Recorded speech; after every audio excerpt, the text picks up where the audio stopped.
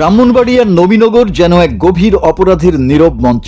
আইনের পাহারাদারদের হাতেই ঘটেছে ভয়ঙ্কর বিশ্বাসঘাতকতা। আনুমানিক 20 লাখ টাকা মূল্যের 160 কেজি গাঁজা মাত্র 7 লাখ টাকার বিনিময়ে ছেড়ে দেওয়ার অভিযোগ ঘিরে উন্মোচিত হয়েছে পুলিশের ভেতরের অন্ধকার জগৎ। অভিযোগের কেন্দ্রে নবীনগর থানার উপপরিদর্শক জাহিদ হাসান ও কনস্টেবল আবু কাউসার। কিন্তু প্রশ্ন একটাই, এত বড় অপরাধ কিভাবে থানার অজান্তে ঘটে, নাকি অজান্তে থাকা নাটক?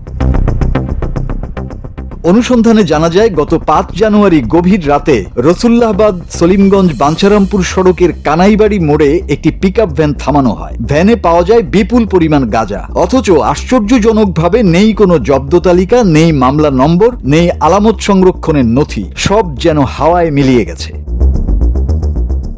পুলিশের একটি সূত্র বলছে, কুমিল্লার দেবিদ্বার থেকে ঢাকাগামী ওই পিকআপ দীর্ঘদিন ধরেই মাদক বহন করছিল বলে তথ্য মিললেও সেদিন আইন প্রয়োগের বদলে শুরু হয় দর কষাকষি। তথ্য অনুযায়ী মাদক কারবারি আনিসের মাধ্যমে 20 লাখ টাকার গাঁজা ছেড়ে দেওয়ার বিনিময়ে 7 লাখ টাকার ঘুষের সমঝোতা হয়, যার একাংশ নগদ আর বাকি অংশ ডাচ বাংলা ব্যাংকের মাধ্যমে লেনদেন করা হয় বলে নির্ভরযোগ্য ওই সূত্রের দাবি।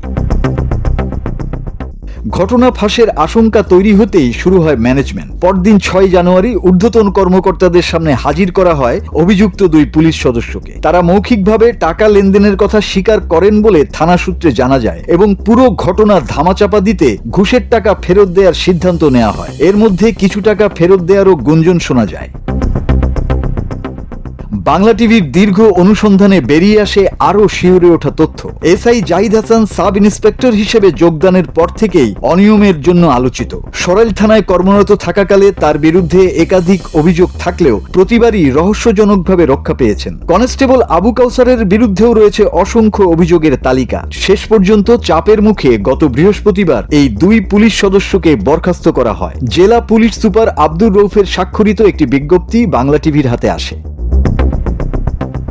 এদিকে নবীনগর থানার ভারপ্রাপ্ত কর্মকর্তা রফিকুল ইসলাম শৃঙ্খলা পরিপন্থী কর্মকাণ্ডে যুক্ত হওয়া 2 পুলিশ সদস্যের বিষয়ে স্বীকারোক্তি পেলেও রহস্যজনকভাবেই নীরবতা পালন করেছেন। তার দাবি, তারা কোনো অনুমতি না নিয়ে ওই স্থানে অভিযান পরিচালনা করছিলেন।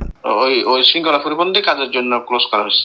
তবে আমরা একটু সূত্রে জানতে পারছি যে এই বিষয়টা নাকি আপনি অবগত আছেন, যে মানে তারা এই গাজার পিকআপটা ছেড়ে দিছে, আপনি জানতেন বিষয়টা এবং আমি জানছি এটা প্রায় 1 দিন পরে, মানে এই ঘটনার বিষয়ে জানতে পারছি। তারা তো প্রথমে অস্বীকারই করছে যে ওখানে গেছে কিনা। পরে আমি লোকজনকে জিজ্ঞেস করে জানতে পারছি যে তারা ওখানে গেছে বা আনঅথরাইজ কাউকে কিছু না বলে ওখানে গেছে। তারা যে ওখানে গেছে ওটা প্রপার যে রীতিনীতি আছে ওই রীতিনীতি ভঙ্গ করছে। এখন যেহেতু যে গুঞ্জন যেটা উঠছে ইয়ার বিষয়, মাদকের বিষয় বা অবৈধ আর্থিক লেনদেনের বিষয়, ওটা তদন্ত করবে, বিবেকীয় ব্যবস্থা নেওয়া হবে। এটা ওসির এই আচরণ স্থানীয় জনমনে ব্যাপক সন্দেহের সৃষ্টি করে। প্রশ্ন উঠেছে, এত বড় মাদক উদ্ধার অভিযান সম্পর্কে থানার প্রধান কেন অবগত নন? 160 কেজি গাঁজার আলামত কোথায়? পিকআপ ভ্যানের কি কোনো অনুসন্ধান চালানো হয়েছে? এসব প্রশ্ন এখন তদন্তের কেন্দ্রবিন্দুতে রয়েছে।